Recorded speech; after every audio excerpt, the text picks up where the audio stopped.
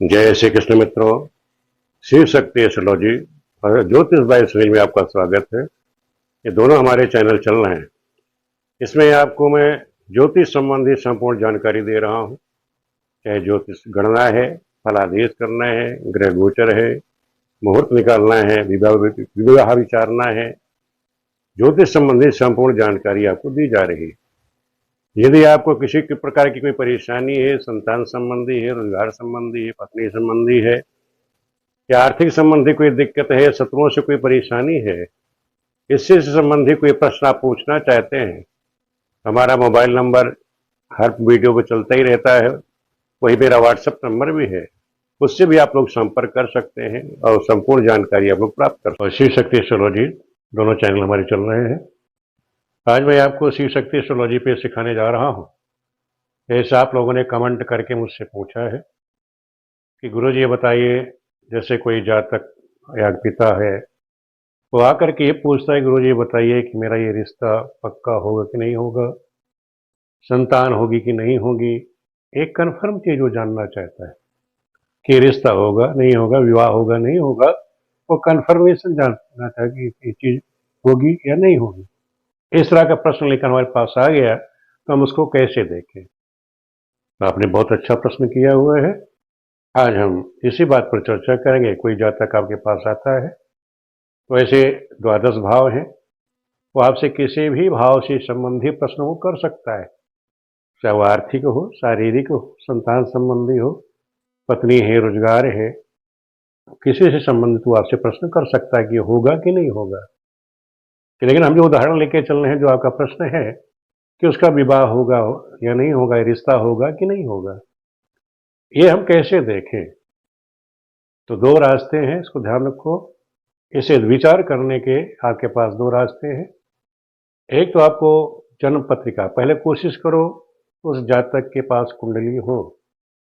अगर उसकी कुंडली है तो कुंडली से उसकी जो राशि है, राशि कुंडली जो चंद्रमा है जिस राशि में बैठा है उसी को राशि कुंडली कहते हैं।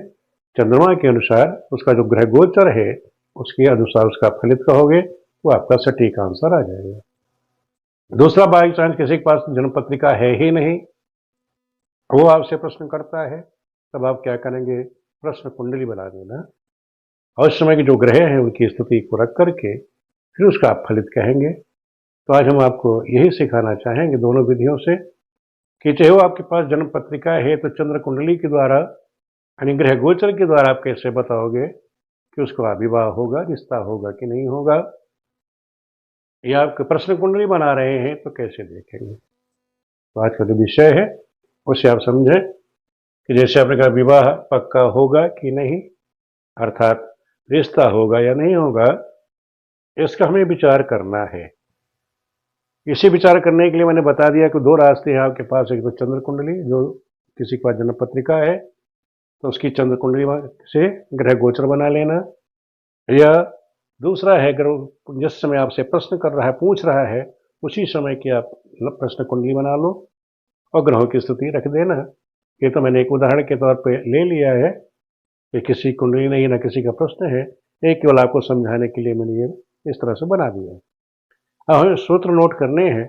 पहले आप क्या देखोगे, आपको सबसे पहले नोट कर लीजिएगा कि लग्न में जिस समय किसी ने प्रश्न आपसे पूछा है या आपकी जो राशि कुंडली है वो देख लेना। जो आपकी राशि कुंडली है वहां से देख सकते हो, या जो समय किसी ने प्रश्न किया उस समय लग्न में अगर सम राशियों में, सम राशि मतलब 2, 4, 8, 10, 12 में सम राशियों में अगर शनि बैठा हो या गोचर कर रहा है, या गोचर में शनि की दृष्टि कहाँ पड़ रही हो, शनि की दृष्टि अगर सप्तम भाव पे पड़ रही हो तो क्या होगा, ऐसा समझ लें कि रिश्ता पक्का हो जाएगा। शादी होनी ही होनी है, जब तक शनि यहाँ गोचर करेगा उस भाव में तो रिश्ता होना ही होना है। अभी इसके सूत्र हम आपको और आगे समझाएंगे अच्छी तरह से, पहले आप ये नोट कर लीजिए।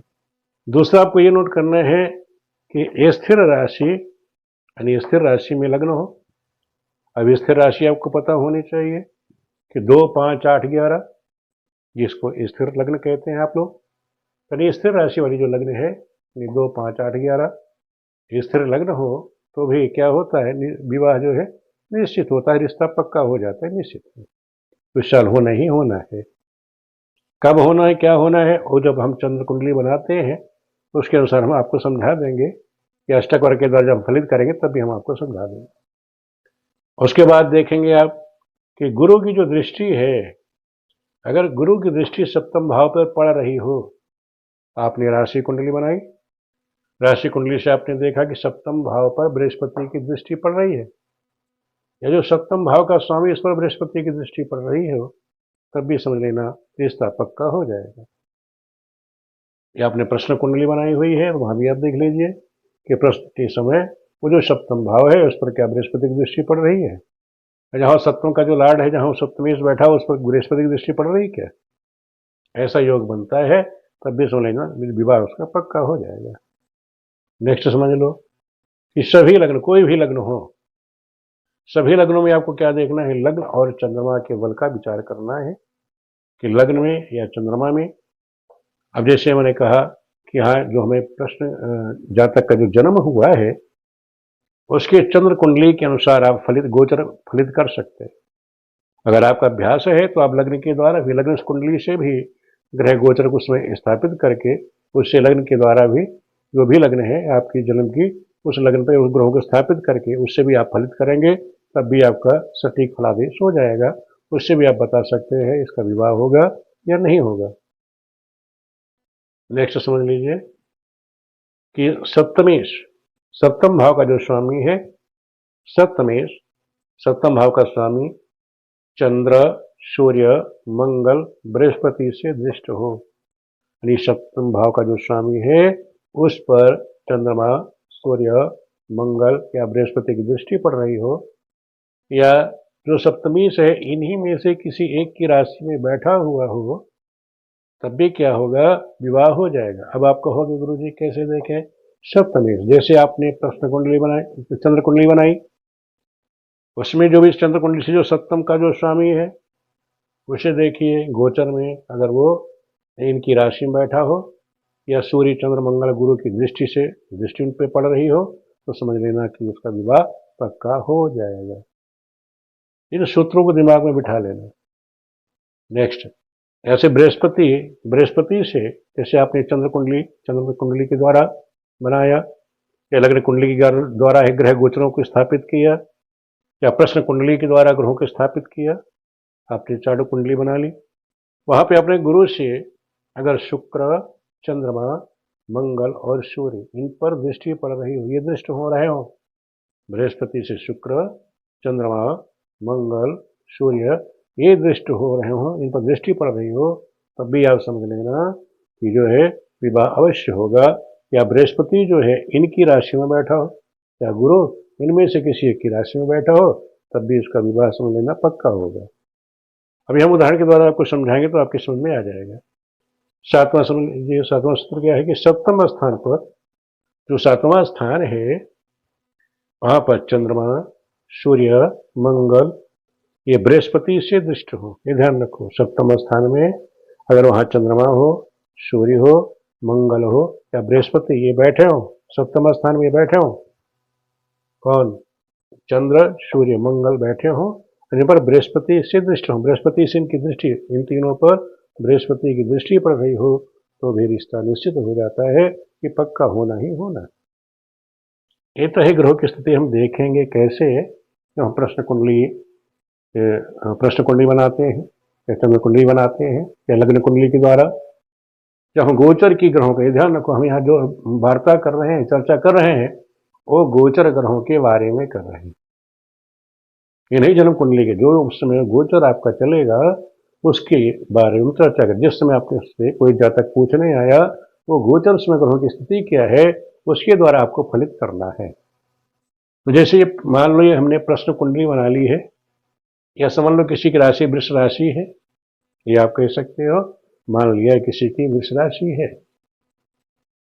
या प्रश्न कुंडली में समझ लो कि वृष लग्न में किसी ने प्रश्न आपसे पूछ लिया। ये भी कह सकते हो किसी की मान लो लग्न जन्म की जो जन्म लग्न है वो वृष है और गोचर में ये ग्रह इस प्रकार से बैठी हुई है। अब मुझे इन ग्रहों का फल देखना है कि ये ग्रह क्या फल देंगे। इसका हमें विचार करना है। तो हमें क्या देखना है कि जैसे हमने पहले बताया कि लग्न में सम राशियों में शनि बैठा हो, जैसे यहाँ शनि क्या है, सम राशि में बैठा हुआ, लग्न में ही बैठा हुआ शनि, यानी 2, 4, 8, 10, 12 इनमें शनि बैठा हो, सम राशियों में शनि बैठा हो, या शनि की दृष्टि सप्तम भाव पर हो, या शनि की दृष्टि कहाँ से सप्तम भाव पर पड़ेगी, लग्न में बैठेगा तो सप्तम पर पड़ेगी, पंचम बैठेगा तो शनि की दृष्टि यहाँ पड़ेगी, एकादश में बैठेगा, दसम में बैठेगा तब भी यहाँ दृष्टि पड़ेगी। तो अगर शनि यहाँ पे गोचर कर रहा है, लग्न से गोचर कर रहा है, या पंचम से गोचर कर रहा है, या दसम से गोचर कर रहा है, तो विवाह निश्चित होगा, क्योंकि उसकी दृष्टि यहाँ पड़ रही है। इसके बाद आप जानते हो शनि कहाँ कहाँ फल देता है, शुभ फल। उसके बाद भी शनि तीसरे, छठे, 11वें भाव में भी शनि शुभ फल देता है। ये भी सूत्र आपको गोचर के याद रहने चाहिए कि जैसे सूर्य है, मंगल है, शनि है, ये तीसरे, छठे, 11वें भाव में ये शुभ फल देते हैं। तो आपके गोचर के जो सूत्र है वो भी आपको हमेशा याद रहने चाहिए। नेक्स्ट समझ लीजिए, अब है स्थिर राशि में लग्न, स्थिर राशि में लग्न हो, और 2 स्थिर लग्न मैंने बता दिया। स्थिर लग्न कौन सी होती है, 2, 5, 8, 11, तो निश्चित ही विवाह हो जाता है, पक्का हो जाता है। अब हम आपको बता देते हैं, कोई स्थिर कार्य करना है, विवाह भी स्थिर कार्य है, जन जन्मांतर का बंधन होता है। तो जैसे विवाह स्थिर कार्य है, तो इसमें आप कोशिश करेंगे स्थिर लग्न को ही लेंगे। अगर प्रश्न कुंडली में आपका स्थिर लग्न आ जाती है तो समझ लो कि निश्चित ही वो विवाह होगा, और ग्रहों की स्थिति भी शुभ हो, ये भी आप देखेंगे। उसके साथ साथ ग्रहों की स्थिति भी शुभ होनी चाहिए कि सप्तम भाव पर बृहस्पति की दृष्टि पड़ रही हो या शनि की दृष्टि पड़ रही हो, तो भी जो है उनका विवाह अवश्य हो जाता है। ये आप ध्यान रखोगे, स्थिर राशि, स्थिर लग्न हो तो विवाह निश्चित होगा। अब आप कह रहे हो गुरु जी यहाँ तो स्थिर लग्न है, मान ली किसी की चर लगन आ गई, तो चर लग्न हो जाती 1, 4, 7, 10। और चर लग्न मैंने आपको बताया था, किसी वीडियो में शायद बताया होगा आप लोगों को, कि चर लग्न का हम प्रयोग करते हैं यात्रा में, कि आप यात्रा कर रहे हैं, कोई अस्थिर कार्य कर रहे हैं, चलायमान वाला काम कर रहे हैं, तो वहां के लिए आपको चर लग्न लेनी चाहिए। लेकिन कोई स्थिर कार्य है, चाहे वो गृह प्रवेश है, भूमि का कार्य है, शुभ कार्य करने जा रहे हैं, तो आप कोशिश करिएगा हमेशा स्थिर लग्न लेने की आवश्यकता पड़ती है। तो स्थिर लग्न का ही आप लोग प्रयोग करेंगे कि स्थिर लग्न हो। अगर आप किसी ने प्रश्न पूछ लिया आपसे स्थिर लग्न में, तो समझ लेना, बता दोगे, हाँ ये काम आपका पक्का हो जाएगा। उसने आपसे चर लग्न में पूछ लिया है तो आप साफ मना पूछा, तो आप उसी स्थिर मन चर लग्न में पूछा तो आप साफ मना कर सकते हैं कि भाई ये कार्य आपका नहीं होगा। और किसी ने द्विस्वभाव राशि में प्रश्न पूछ लिया, द्विस्वभाव राशि आपको बताया मैंने 3, 6, 9, 12, ये वाली लग्न में किसी ने आपसे प्रश्न पूछ लिया, तो द्विस्वभाव में इसमें होगा भी नहीं भी होगा, इसमें दोनों स्थिति बन जाती है, हो भी सकता है नहीं भी हो सकता है। इस तरह का प्रश्न आप भी कह सकते हैं, भाई देखो सम स्थिति है, इसमें हो भी सकता है नहीं भी हो सकता है। ये इस तरह के आप ग्रहों की स्थिति देख करके, फिर और ग्रहों की स्थिति देख करके तब आप निर्णय लेंगे। ये तो होगी लग्नों की बात कि किस तरह आप स्थिर लग्न में हो तो निश्चित कह सकते हैं हाँ भाई विवाह निश्चित होगा। और नेक्स्ट समझ लीजिए, बृहस्पति की दृष्टि सप्तम भाव पर हो या सप्तमेश पर हो। जैसे बृहस्पति है, अब गोचर में बृहस्पति मान लो एकादश भाव बैठेगा तो उसकी दृष्टि यहाँ पड़ेगी, लग्न में बैठेगा तो उसकी दृष्टि यहाँ पड़ेगी, तृतीय भाव में बैठेगा तो बृहस्पति की दृष्टि यहाँ पड़ेगी। अगर गोचर में बृहस्पति गोचर कर रहा है और गोचर करते समय बृहस्पति की दृष्टि वो गोचर में वो एकादश में बैठा हुआ हो, लग्न में बैठा हो, तृतीय भाव में बैठा हो, तो क्या करेगा, वो शुभ फल दे देगा, यानी कि उसका विवाह निश्चित करा देगा। यानी उस वर्ष, अब समझ ये ध्यान रखो कि बृहस्पति गोचर में केवल 1 वर्ष रहता है, तो 1 वर्ष में वो निश्चित है कि 1 वर्ष में आप कह सकते हैं भाई इस वर्ष में इसका विवाह हो जाएगा, अगर वो गोचर में इस स्थिति पर है। अब जैसे शनि को मैंने बताया था, शनि गोचर करेगा, तो शनि एक राशि में कितने दिन गोचर करता है, 2.5 साल। तो आप कहीं कह सकते हो, जब शनि का आप देख रहे हैं तो शनि को आप क्या कहोगे, भाई शनि जो है 2.5 साल के लिए है, इस 2.5 साल के अंदर विवाह हो जाएगा। लेकिन उससे सूक्ष्म कैलकुलेशन आ गई आपके पास बृहस्पति की। बृहस्पति कितने दिन रहता है उस पर, 1 साल रहता है। तो आप कह सकते हो भाई इस साल में इसका विवाह निश्चित होना है। ये तो हो गया बृहस्पति की स्थिति के अनुसार फलित करना। और बृहस्पति आपको कहाँ कहाँ शुभ फल दे देता है कि दूसरे, 5वें, 7वें, 9वें और 11वें भाव में भी बृहस्पति अगर गोचर करेगा तब भी वो शुभ फल देगा। तो ये भी हमको पता होना चाहिए कि गोचर में कहाँ कहाँ बृहस्पति गोचर करेगा। दूसरे, 5वें, 9वें, 11वें भी गोचर कर रहा है तब भी वो अपना शुभ फल दे देगा। अब हम अगले उस पर चलते हैं कि सभी लग्नों में, कोई भी लग्न हो, वहाँ लग्न और चंद्रमा के बलाबल का हम विचार करेंगे। जैसे मैंने बताया है कि हम ये देखेंगे कि लग्न है और चंद्रबल दोनों को हम देखेंगे कि अगर चंद्रमा बली है, चंद्रमा बली कहाँ होगा, कहाँ कहाँ शुभ फल देगा, कि ये देखेंगे कि शुक्ल पक्ष, कोशिश करें शुक्ल पक्ष का, या चंद्रमा शुक्ल पक्ष का हो, या गोचर में हम बता देते हैं आपको कि चंद्रमा जो है कृष्ण पक्ष में 1, 3, 6, 7, 10, 11वें स्थान में शुभ फल देगा, और शुक्ल पक्ष में दूसरे, 5वें, 9वें स्थान पर ये चंद्रमा जो है वो शुभ फल देता है। कोई भी कुंडली आपके पास हो तो चंद्रमा कहाँ शुभ फल देगा, कृष्ण पक्ष में 1, 3, 6, 7, 10, 11वें स्थान पर, और शुक्ल पक्ष में दूसरे, 5वें, 9वें स्थान पर जब गोचर करेगा तो चंद्रमा जो है वो शुभ फल देगा। तो इस तरह से चंद्रमा बृहस्पति के मैंने आपको बता दिया कि कहाँ गोचर करेंगे वो अपना शुभ फल देंगे। तो चंद्रमा जानते हो कि चंद्रमा कितना होता है, कुल 2.5, चंद्रमा कितना 2.5 दिन के 2.25 दिन में बदल जाता है। उसका गोचर पता कर लिया तो आप इतनी सटीकता से किसी को कह सकते हो भाई 2.25 दिन में ये हो जाएगा, लेकिन नहीं, यहाँ इतना फास्ट बोलोगे तो कहीं कहीं ग्रहों की स्थिति के अनुसार आपको सर्वसंगी उठानी पड़ेगी। तो आपने वर्ष में कह दिया, उसके बाद आपको उससे छोटी कहीं पड़ती मंगल की। मंगल एक राशि पर 1.5 महीने गोचर करता है, तो आप मंगल को ले सकते हैं। जैसे मंगल को मैंने बताया कि तीसरे, छठे और 11वें भाव में वो शुभ फल देता है, गोचर में शुभ फल देगा। यह मंगल की दृष्टि जो है सप्तम भाव पर पड़ रही हो, या मंगल की दृष्टि कहाँ से पड़ेगी, चौथे स्थान पर गोचर करेगा तो उसकी दृष्टि पड़ेगी, लग्न से गोचर करेगा तो उसकी दृष्टि पड़ेगी, यहाँ द्वादश से गोचर करेगा, जैसे इस कुंडली में द्वादश से गोचर कर रहा है उसका विवाह हुआ, तो यहाँ द्वादश में मंगल रहेगा तो उसका विवाह, क्यों मंगल की स्वयं दृष्टि यहाँ पर क्या देखा आपने, तो मंगल की स्वयं दृष्टि यहाँ सप्तम पर पड़ रही है, उसका इस जातक का विवाह उसी मास में होना है। ये आप कह सकते हो भाई इसी मास में जिसमें प्रश्न किया गया है, या जो तक की जो कुंडली है उसी मास में इसमें, इस मास में इसका विवाह होना ही होना है। ऐसा 1.5 महीने के अंदर में आप कह सकते हो, 1.5 मास के अंदर में इसका विवाह निश्चित हो जाएगा। ये छोटा आपकी इकाई आपको इसकी मिल गई। मंगल से भी छोटी इकाई आपके पास सूर्य है। सूर्य जानते हो एक राशि पर 1 महीना रहता है, हर महीने हर राशि में गोचर कर जाता है। सूर्य को भी हमने आपको बता रखा गोचर में तीसरे, छठे, 11वें में शुभ फल देता है। तो आपने देखा कि अगर सूर्य यहाँ से तीसरे में, छठे में, एकादश भाव में गोचर कर रहा है, या सूर्य की दृष्टि लग्न से यहाँ पड़ रही हो, तब भी आप कह सकते हैं कि इस मास में इसका विवाह हो जाएगा। तो आपके पास महीने में कहने कि इस मास में इस व्यक्ति का विवाह हो जाए।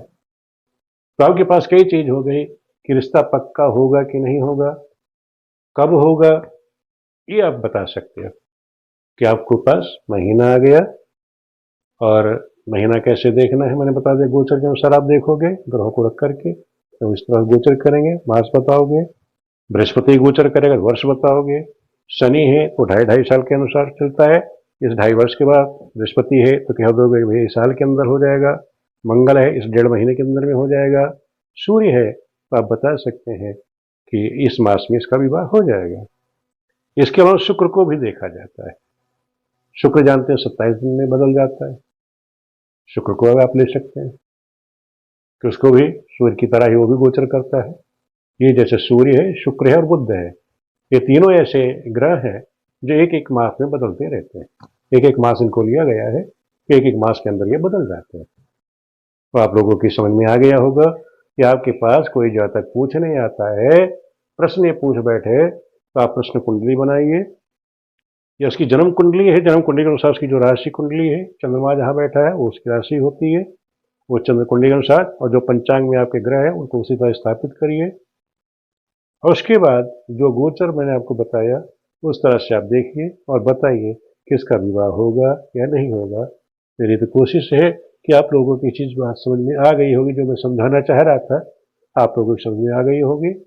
अगर कहीं किसी प्रकार कोई चीज़ समझ में नहीं आई है तो आप कमेंट करके पूछ लेना, मैं पुनः वीडियो आप लोगों को बना दूंगा। मेरी तो यही कोशिश रहती है कि आप लोगों को साधारण तौर से जो पुस्तकों में आपको नहीं मिलेगा, जो गुरुओं के द्वारा उनके साथ बैठने पर जो शिक्षा हमको मिली है, वार्ता करने से मिली है, वो चीज़ हम आपको दे रहे हैं।